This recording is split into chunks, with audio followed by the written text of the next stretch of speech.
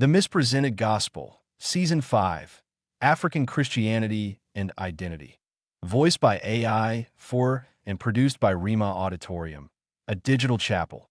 Episode 3, Dini Msambwa, Akurinu, and Nomiya Luo Church, as the grip of colonial rule tightened across Kenya. The landscape of faith transformed into a battlefield for the soul. In this intense period, faith itself became a weapon of liberation, and powerful prophets rose to reclaim both the ancestral land and the very spiritual identity of their people. Consider Dini Msambwa, a movement that emerged among the Bukusu people, led by the enigmatic figure of Elijah Masinde. Masinde declared that the God of Israel, the God of justice and liberation, was also the God of Africa, and that Africans should worship him freely, according to their own traditions and their own spiritual understanding. Dini Msambwa was a potent mixture. It blended the fierce justice of the Old Testament with a revolutionary passion for African sovereignty.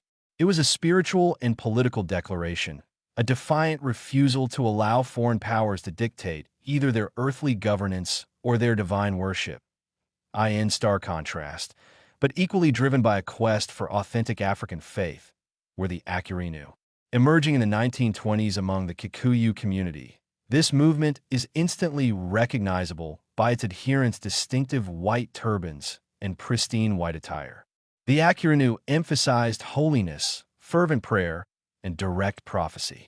They staunchly rejected Western dress codes and missionary cultural impositions, insisting on an African purity before God, a purity rooted in their own understanding of sanctity and tradition.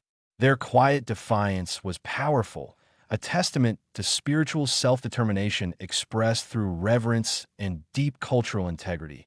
And then, a pioneering beacon, the Nomiya Luo Church.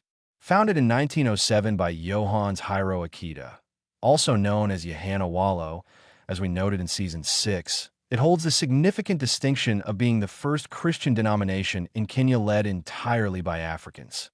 Its very name, Nomiya, means the Church of the Freed, or I was given, signifying a divine mandate free from foreign control. This church created a unique synthesis, boldly combining Jewish customs like male circumcision and strict Sabbath observance with the core teachings of Christ, providing a Christian faith that resonated with Luo cultural identity and felt authentically their own.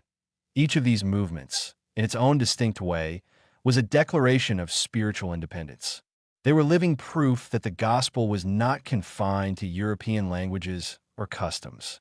Through these churches, the divine message had finally spoken in Kiswahili, in Luo, in Kikuyu, and in Luya, not merely as translations, but as authentic, liberating languages of faith. They paved the way for a Christianity that was not just in Africa, but truly of Africa.